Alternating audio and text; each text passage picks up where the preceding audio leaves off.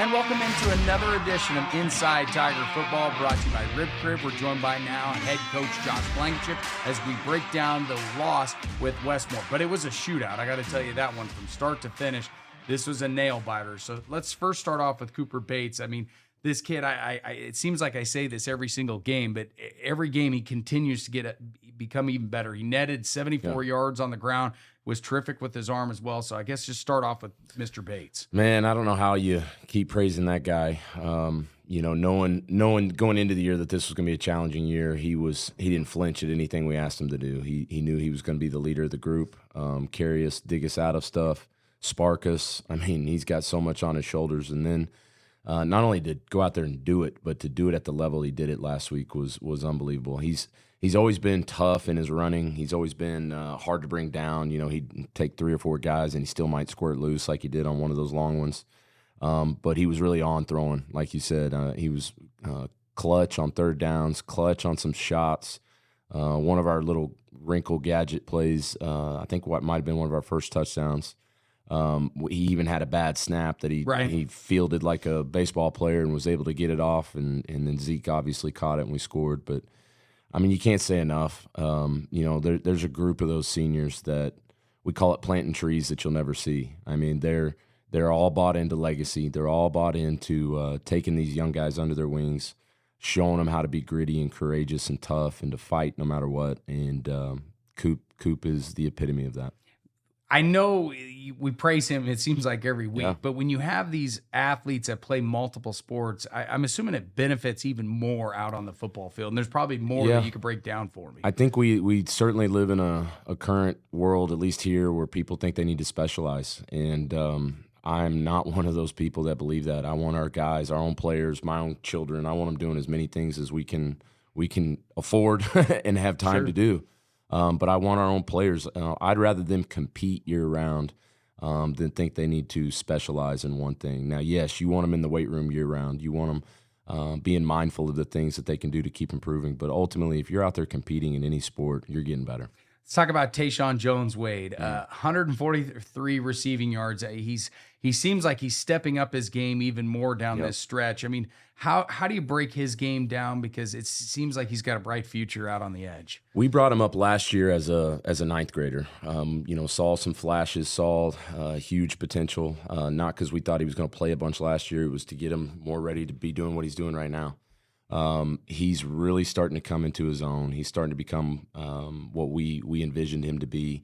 He's playing both sides of the ball. He keeps moving around on defense from, he's played outside backer. He's played edge, what we call joker and flash. He's played some safety, and then obviously playing a bunch of receiver as well. And then not only did he step up big time with a lot of guys that were out, but he did it against a projected D1 corner, I believe, going to OU. And for him to have that kind of game, not only to step up in the absence of other people, but to play at the level that we believe he can play at was, I hope, was a really big spark and moment for him. In the backfield, Cabry Harris also having a pretty solid game. It seems like bread and butter here. That you knew he was going to do this the course of this year, but you're really going to need him down this stretch, especially coming up this week with Bixby. No doubt. You're naming another senior that's planting trees that he may never see. He's given us everything he's got, and we don't have a whole lot of threats on the outside to be able to throw the ball to. And obviously, speaking of Tayshawn, hopefully it adds an element there, and he'll continue to progress. But we've been kind of one-dimensional without that threat on the outside, and so people know we're going to hammer it up there with Coop or Cabry, and they keep producing. Cabry is he's just steadily, I didn't think he could get a whole lot better, and he just is. He's making safeties miss. We'll get everything accounted for in the box, and he gets up on a guy, makes him miss, and he's hard to bring down too. So really, really pleased with Cabry. I know we touched on Cooper Bates and his performance, but a lot of that has to go to the offensive line as well. So break down the big boys blocking it all. Well, we've had the steady, consistent group on the right side and center. Ricky Fernandez at center's he's our best guy. He's the leader. He's the guy that runs that group. To his right are 2 seniors. You've got J.J. Estes and Kane Wilbur doing a steady job, keep getting better week in and week out. And then on the left side, it's been unique the past 2 weeks. We've had two new guys subbing in for 2 starters we were missing. So we were short John Brohl and J.J. Brashears. on the left side. And so going into the past 2 weeks, we've had De Leon at left guard, and then we had Carson Ernston, who's primarily been a defensive lineman for his career, another senior, just willing to do whatever. And so he came over and, he had a little bit of cross-training at O-line in his background, but this was his first go at it, especially being a starter, and then at left tackle, no less. He had some flashes of, both of them had some flashes of some good things against Norman North, but this past week, and against a more impressive defensive line in front, they really, really, really played well. That whole group did. And again, I can't say enough about, we're crushed that we couldn't win. We always are. There's no moral victories. The guys played really well, and it's unfortunate the result wasn't a dub, but, as short as many bodies as we were, down 9 starters going into the game, lost 2 more in the game. And it was, guys like the coaches want to preach next man up. It truly was. I mean, it was guys that were rolling in there, including at the O-line, that hadn't played it or hadn't played it all year, and just were ready to give whatever they could, and then still found success against a really good team. One more on the offense before we shift gears to the defense. Getting the points that you guys did, I mean, how impressed were you with that, where it wasn't just one guy, it was multiple guys? Yeah. A lot of receivers stepped up. Maybe they didn't get the end zone. Wilson, I mean, he found it, but just break it all down for me where multiple guys were able to wear a hat on Friday, Thursday last week. Yeah, Keaton Johnson is the other one that had a phenomenal game. I think we ended up giving him the offensive player of the game. Got to tell a story on him. So he had multiple big clutch third down conversion catches. He had one where he got lit up by a DB as he was catching it. They actually flagged it and marked off the penalty, and he was hurt laying there on the ground, still held on to the ball. We talked to him, help him up. He goes over the sideline, kind of jumps around, gets his mind right, goes back in for 2 more series, holds for every PAT field goal, is still out there on KOR. And then the next morning we have we get x-ray imaging, and he has a broken collarbone that he had snapped and played through for the rest of the game in the second half. And so, so many stories like that of guys just being absolute warriors. Obviously, if we'd known his collarbone was broken, we wouldn't have him back out there, but he still had another catch and then just continued to do his job. It was unbelievable. I have broken both my collarbones playing Did you college, go back in? And I went back in and played because I'm a Nimrod. But Josh, toughness, I mean, that's something you can't teach. You got to go through and it. collarbone, I don't know if you've ever broken it, but that is the worst feeling in the world. And he's still playing. And football is nowhere compared to baseball. I mean, these are like apples and oranges. I mean, the toughness of that, I mean, you can't teach that. Nobody would wish to be 1-5. Nobody. And certainly not at this program. And, and again, not looking for moral victories, but looking for the things you're trying to build and build on, and the grittiness and the toughness and the courage that I don't know if you can really tap into when everything's going your way. If you're 6-0, you're kind of just celebrating and high-fiving and rolling on to the next thing. You really got to dig to keep going back out there and battling, and that's just one more example of a guy that's really become special for our group. Well, Josh Blankenship will break down the defense coming up on Inside Tiger Football, brought to you by Rib Crib. Stay with us.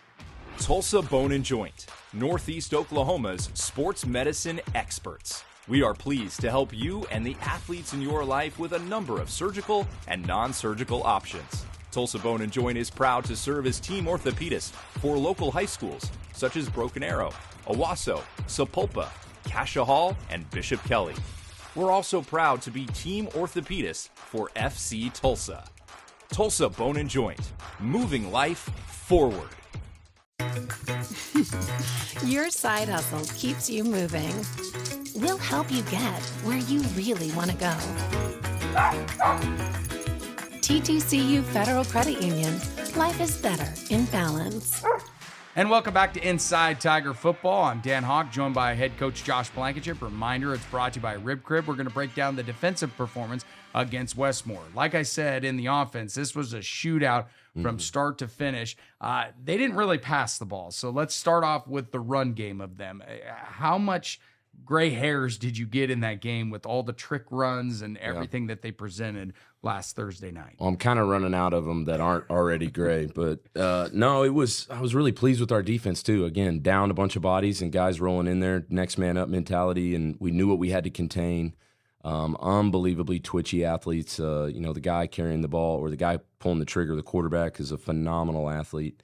more with his legs than anything. He can chuck it down the field, and if they can get underneath it and get the timing right, then it's a threat. And they missed one or had one that the receiver dropped. I think it's his brother.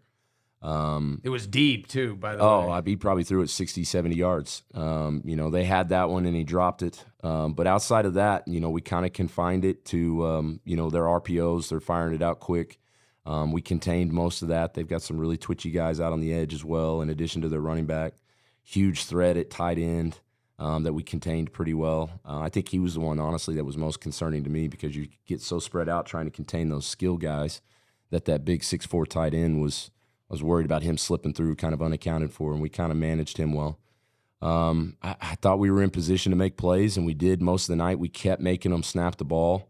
As talented as they are on the O-line and then at all the skill positions, they've shown throughout the season that to kind of self-destruct on a long drive, snap it overhead, bobble an exchange, something kind of goofy, shank a punt. So that was kind of the challenge for the defense, was to keep making them snap the ball. And then Westmoore on offense probably had one of their best games they've had as far as not making mistakes and being efficient. They had one play where the quarterback kind of got forced back and he threw it backwards, and we were able to scoop and score it.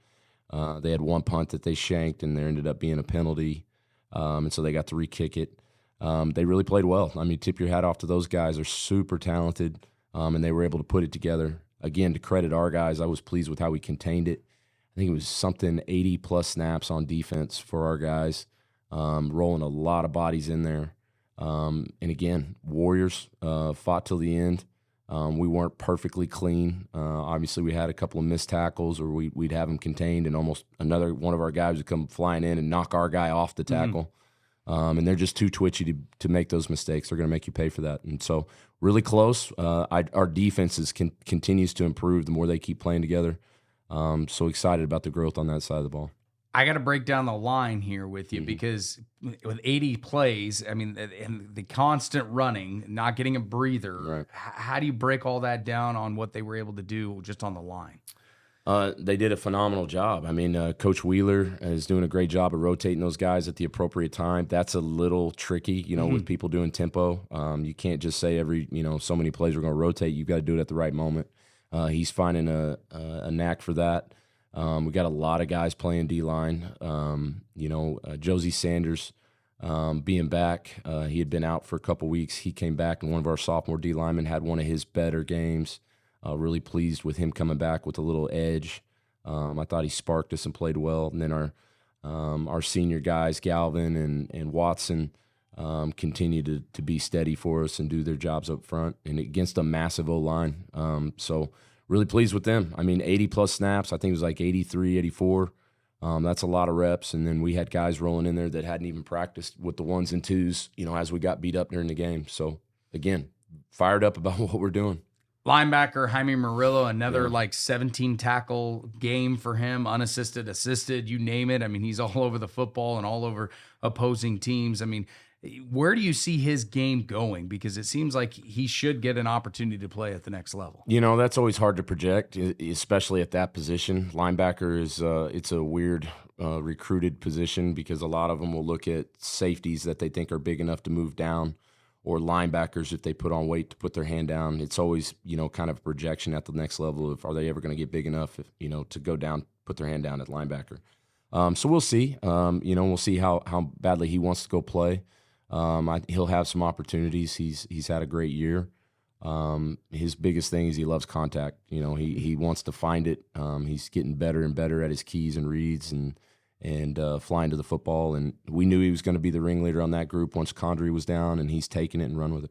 Tyreek Taylor made a very critical pass breakup late in the game. I mean, we had an interception already once this season. I mean, what has he been able to play for you out on the edge? He's getting better and better.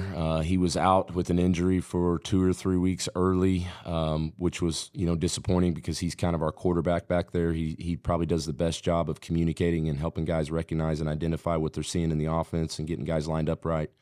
He's got a knack for that, a great leader.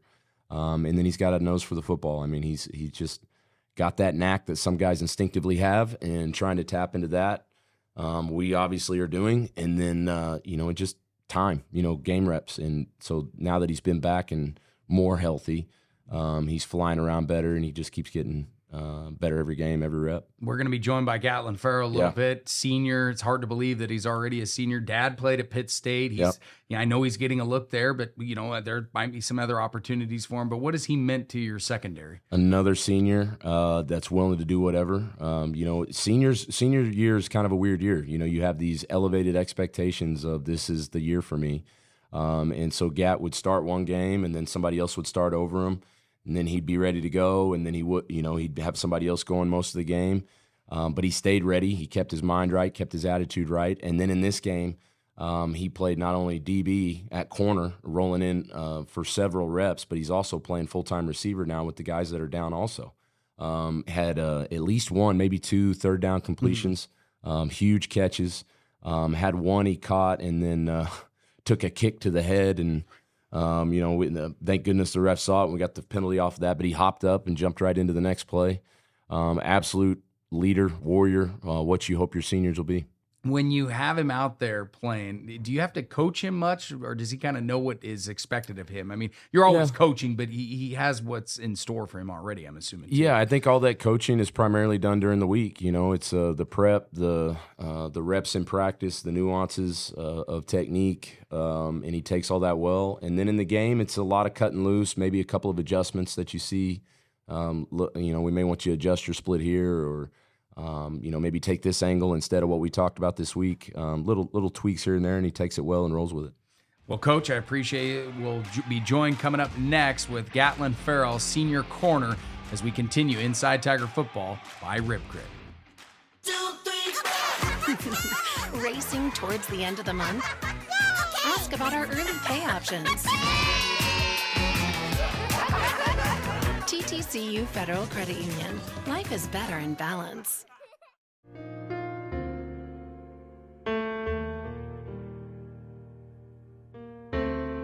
For families who like to build their wealth while staying liquid, we have flexible rate CDs to keep your funds working hard, even when you're not. First National Bank of Broken Arrow. The right balance. And welcome back to Inside Tiger Football, brought to you by Rib Crib. We're now joined by senior cornerback Gatlen Ferrell. Gatlen, how is your senior campaign treating you so far? It's treating me good. Get to play both sides of the ball, so I love this. I see you're rocking the Dodgers hat. Are you hoping for a miracle in this playoff scenario with the Diamondbacks? Yes. For a defender, what's it truly like if you're able to come up with a pick and take it to the house? It's good. I mean, it's a good feeling because I had it like little leagues and middle school, but Pee-wees and everything else. Yeah, I feel like in high school that's just something big. You might want to do. For you, before we started our Inside Tiger Football podcast today, you kind of breaking it down that your dad played at Pitt State. You're getting looked at Pitt State. So I mean, give me your college aspirations here for you. I mean, I love it. When my dad took me down there, it's like a quick oh my gosh, this is what my dad went through. And it's like, it's nice. And when I went to the indoor, it looked real nice. The coaches loved me and stuff like that. And I got to see some stuff I've never seen before. Has it hit you that, we're winding down on your final season as a Broken Arrow Tiger? Yeah. I just remember I was a sophomore. Coaches and the seniors said it's going to go by real quick, and it really did. Like, it went by like as a snap. This team, a lot of younger players. For you, what's it like being that leadership role to, break it down for the younger guys, because they're going to have to carry this on after you graduate? I just tell them just like play every snap at 100% because it's going to go by quick, and you got to play for more than just yourself. You got to play for your name, for the people around you and stuff like that. For you, let's take it a step further when we talk about the game of football. I mean, what is it like when you suit it up and you're playing and going against an opposing team on defense? I'm just going out there, just playing my game, really. Do you live by a quote when you're out there defending? Not really. Not really, just play your game. Play my game, yes, sir.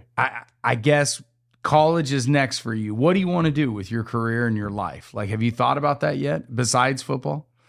Not really, just have a good life, do what I love and stuff like that. Are you wearing the same number as your dad?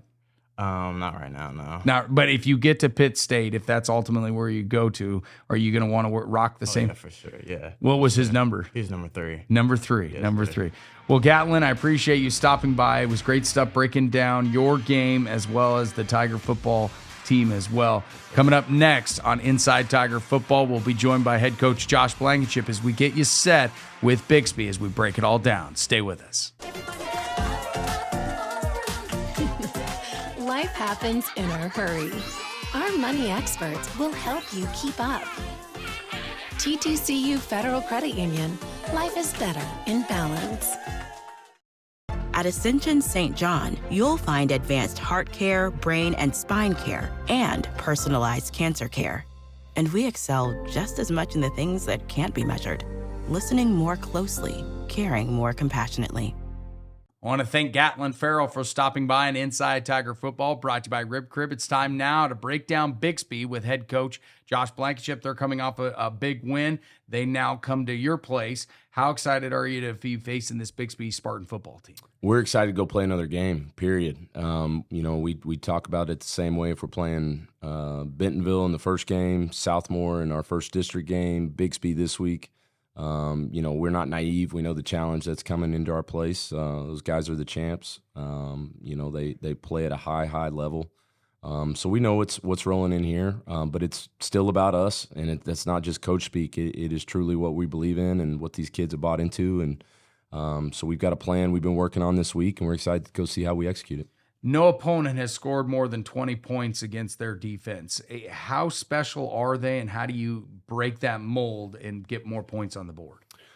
I think everybody's experimenting still, trying to figure out what puts a dent in what they do. We're trying to take some of the best stuff we've seen other people find success on and try to replicate some of that within what we do. That it really, again, doesn't have a whole lot to do with them. It's about how well are we going to execute our stuff. Both sides of the ball. So Bixby is uber talented in addition to having a culture that is just absolutely rolling. It doesn't matter if it's their third, fourth, fifth string guys in. They go in and play 100 miles an hour, which is really impressive and something that is admirable, something we're all trying to create at our places. Super talented up front. O-line, D-line is absolutely massive, physical, fast. And then they got the skill guys, linebackers, safeties to match it all. They'll have so many guys touching the ball on offense. It's hard to keep track of. And still within all the complexity of what they present, it's pretty simple in what they do, which is the secret to being good. Hank Puckett has been a standout defender for them. How do you contain him?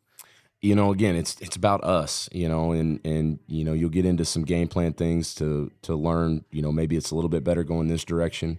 Maybe it's a little bit better going this direction. There's not a weakness that you really can expose against these guys. It's more of maybe this is a little bit better because it suits our strengths. So it's more of that approach than it is some glaring weakness that they have. You've probably known Lauren for quite some time now. What is your relationship with him like? I can't speak to what he would think about me. Sure. We get along, I think, really well. Obviously, local coaches, we talk all the time because we see each other all the time. With camps and everything, yeah. Camps, summer, 7-on-7, JV schedules, JV games. It's pretty nonstop. I've known him since he was at Jinx and I was at Union coaching. I actually convinced Bixby to give me a pity interview when they were already knew they were going to hire Lauren, and I actually walked in after he got done with his, and that was a done deal. But that was back when I was still pretty young, trying to look for my first head job. So I've known him for a while. Respect tremendously not only what they're doing now, but what he endured. When he first was building that thing. I mean, they were struggling as far as win-loss record for about 4 years, 5 years maybe. And then they hit their stride, and they stayed with them, stayed with their plan, stayed with what they believed in, and you're seeing the fruits of it over there. When it comes to high school football in the state, Alan Trimble's on that Mount Rushmore. Your father's on there. There's a lot of coaches on there. He came from that tree of Alan Trimble. Yep. How much do you see his style of coaching like Coach Trimble?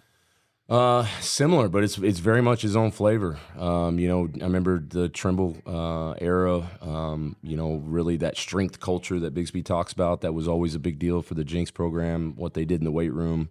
At least what they had their people in their community believe was that they were on the cutting edge. Bixby's very much the same way.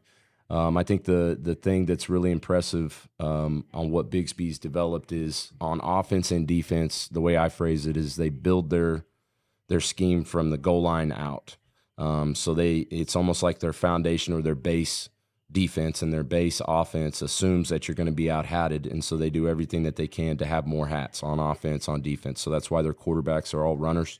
You're going to out-hat people or at least match the hats in the box defensively, and then they do the same thing with their safeties. I mean, it's essentially a 9-in-the-box defense, and they've been able to play enough mix in their coverages and have talented enough guys in the back end or so much pressure that you can't get it off. But, the base look at it would say that you need to take shots against that defense, and people can't get them off, and then their DBs are doing a phenomenal job of keeping people from making enough big plays on them. What does Broken Arrow need to do to come together to pull this win off against Bixby? On defense, we got to line up right. They'll catch you with their tempo and their substitutions, and you've got to, they'll take advantage of you not lining up fast enough. And then we got to tackle really well. In the run game, there's about 3 base things that they do with a lot of eye candy, and so you got to stay away from the eye candy and stick with your keys and reads. You have to be extremely physical and be willing to go an entire 4 quarters plus if you're going to pull that off. Offensively, you've got to be patient and keep trying to put a dent in what they have. And then when you do take those shots or have those times where you need to make a big play, is you got to make a big play in that moment. You got to make them pay for what they're doing when you catch them in those things. So you got to play the game of your life across the board, and be consistent the whole game, because they will, and they're willing to go as far as it needs to go to win. They're used to winning. They expect to win, and so going out and preparing to go to battle for as long as it takes is essential. Well, Coach, I appreciate you stopping by. This has been Inside Tiger Football, brought to you by Rib Crib. Reminder, we'll be on Arrowvision this Friday night. Madison Dildine on the sideline, Devin Johnson in the booth doing the color analyst duties, and myself, Dan Hawk. Until next time, go Tigers.